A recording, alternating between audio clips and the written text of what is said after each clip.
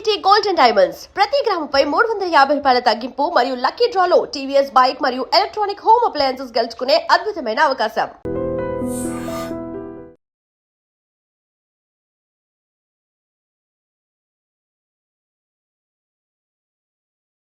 నమస్తే, welcome to I dream.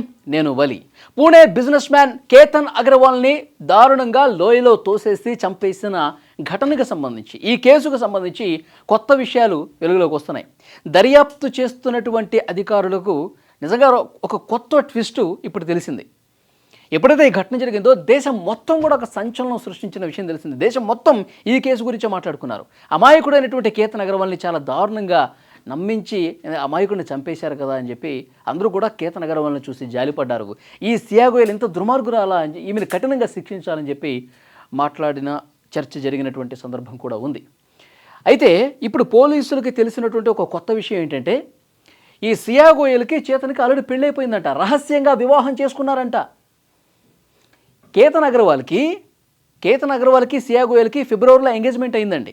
Engagement అయినప్పుడు రెండు కుటుంబాలు కూడా నవంబర్లో మ్యారేజ్ చేద్దాం, ఉదయపూర్ ప్యాలెస్ దాదాపు 17 కోట్ల రూపాయలు పెట్టి ప్యాలెస్ బుక్ చేసి 2 చార్టర్డ్ ఫ్లైట్లలో బంధుమిత్రులతో అంగరంగ వైభవంగా పెళ్లి చేద్దామని చెప్పి డిసైడ్ అయిపోయారు.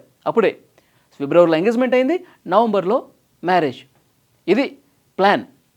అయితే ఈ పెళ్లి ఇష్టం లేనటువంటి సియా గోయల్ ఎంగేజ్మెంట్ అయిన కొద్ది రోజులకే నాకు ఈ పెళ్లి ఇష్టం లేదు, నేను అసలు చేసుకోను, మన ఇద్దరం వెంటనే పెళ్లి చేసుకుందాం అని చెప్పి పూణేలో ఉన్నటువంటి ఒక రిజిస్ట్రార్ ఆఫీస్కి వెళ్ళి సియా గోయల్, చేతన్ వీళ్ళిద్దరు వెళ్ళి సీక్రెట్గా మ్యారేజ్ చేసేసుకున్నారు. సియా గోయల్కి ఫ్రెండ్స్ ఎవరైతే ఉన్నారో, ఇద్దరు ఫ్రెండ్స్ వచ్చారు. ఎందుకంటే సాక్షి సంతకాలు పెట్టాలి కదా రిజిస్టర్ ఆఫీసులో.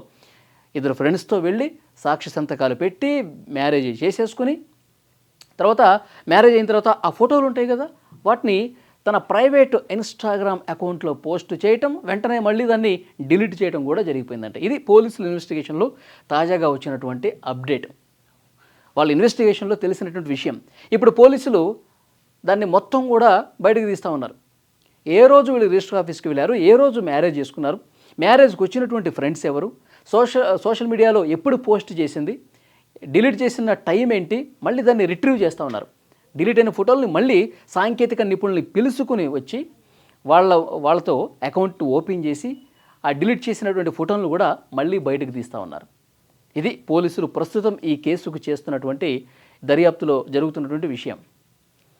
అయితే రిజిస్టర్ ఆఫీసులో దేని ప్రకారం వీళ్ళ వివాహం జరిగింది, వివాహం జరిగితే సర్టిఫికేట్ ఇస్తారు కదా, ప్రత్యేక వివాహ చట్టానికి సంబంధించి అంటే ఏ చట్టం ప్రకారం వీళ్ళకి ఆ మ్యారేజ్ సర్టిఫికేట్ ఇచ్చారు, ఇవన్నీ కూడా వెలికి తీస్తూ ఉన్నారు పోలీసులు.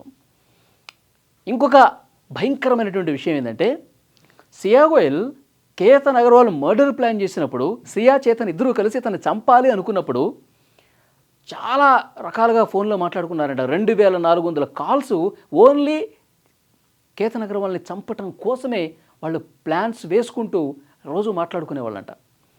అయితే ఒకవేళ ఇతన్ని చంపేసిన తర్వాత, ఇతను మర్డర్ జరిగిన తర్వాత మనం పోలీసులకు చిక్కకూడదు, సహజంగా జరిగిపోయింది, ఒక ప్రమాదంగా జరిగిపోయిందంటే పోలీసులు మనం ఎలా నమ్మించాలి, మనం పోలీసులుగా దొరకకూడదు, మన చేతికి మట్టి అంటకూడదు అని చెప్పి వీళ్ళు ఏం చేశారు తెలుసా? మేఘాలయ హనీమూన్ మర్డర్ జరిగింది కదండి, రాజా రఘువంశీని సోనం చాలా దారుణంగా చంపేసి లోయలో పడేసి మళ్ళీ ఎవరో కిడ్నాప్ చేసేసారు, నా మత్తు మందు జల్లారు, నేను ఎక్కడో ఒక చోట మిస్ అయ్యి ఇంకో చోట ఇచ్చాను, ఆ దుండగులు ఎవరో కూడా నాకు తెలియదు అని చెప్పి కట్టు కదలేరు కదా. సో దాన్ని మొత్తం ఆ కేసుని, మేఘాలయ హనీమూన్ మర్డర్ కేసుని క్షుణ్ణంగా పరిశీలించిందంట, అనేక వీడియోలు చూసిందంట. వాళ్ళు ఏ తప్పులు చేశారు, వాళ్ళు ఎందుకు దొరికిపోయారు, వాళ్ళు ఏ తప్పులు చేయటం వల్ల పోలీసులు ఈజీగా వాళ్ళు దొరికిపోయారు, మనం అలా దొరకకూడదు అని వాళ్ళు చేసిన తప్పులు చేయకుండా ఉండటం కోసం ఏం చేశారు తెలుసా? ఫోన్లన్నీ కూడా కొన్ని రోజులు బంద్ చేశారంట. మర్డర్ ప్లాన్కి ముందు కనీసం మాట్లాడుకోలే, వేరే ఫోన్ల ద్వారా మాట్లాడుకొని, వాళ్ళకి సంబంధం లేని ఫోన్ల ద్వారా మాట్లాడుకొని ఒక కేఫ్లో కలవటం, వాళ్ళు డిస్కస్ చేసుకోవటం, మళ్ళీ వెళ్ళిపోవటం. ఓకే, ఇంకా ఇక్కడ ఆ మర్డర్ జరిగిన రోజు చేతన్ ఫోన్ తీసుకురాలా, అక్కడ ముసిగేసుకుని వచ్చాడు కదా కోట దగ్గరికి. తన ఫోన్ స్విచ్ ఆఫ్ పెట్టడమే కాదు, మొత్తం సిమ్ తీసేశాడు, నెట్వర్క్ బంద్ చేసేసాడు. అంటే నేను ఇటువైపు రాలేదు అని భ్రమించడం కోసం ఫోన్ తీసుకురాలా, నెట్వర్క్ బంద్ చేశాడంటే ఇతను ఇక్కడ లేడు అని చెప్పి భ్రమ కల్పించాలి కదా. దాంట్లో భాగంగా అంటే తప్పించుకోవటానికి, ఏ ఆధారం దొరకకుండా ఉండటం కోసం కొన్ని రోజుల ముందే ప్లాన్స్ వేసుకున్నారు. ఇతను కారు ఉన్నా సరే, చేతన్ ప్రియుడికి కారు ఉన్నా సరే బైక్ మీద వచ్చాడు. ఆ బైక్ మీద కూడా టోల్ ప్లాజాలు లేని రూట్లలో వచ్చాడు. ఎందుకంటే టోల్ ప్లాజా దగ్గర సీసీ కెమెరాలు ఉంటాయి. ఈ మార్గం నుంచి వెళ్ళాడు, ఆ మార్గం నుంచి వచ్చాడు, అన్నీ కూడా పసిగట్టేస్తారు కదా. సో కెమెరాలు లేని వైపు నుంచి బైక్ వేసుకుని కోట దగ్గరికి వచ్చి ముసుగేసుకుని వచ్చి ఈమె సైగ చేసి వెంటనే వచ్చి ఇద్దరు కలిసి తోసేశారు.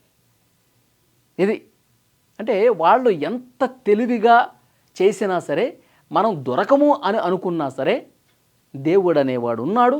నిజం ఎప్పటికైనా బయటకు రాక మానదు. నిజం నిప్పు లాంటిది అంటారు కదా.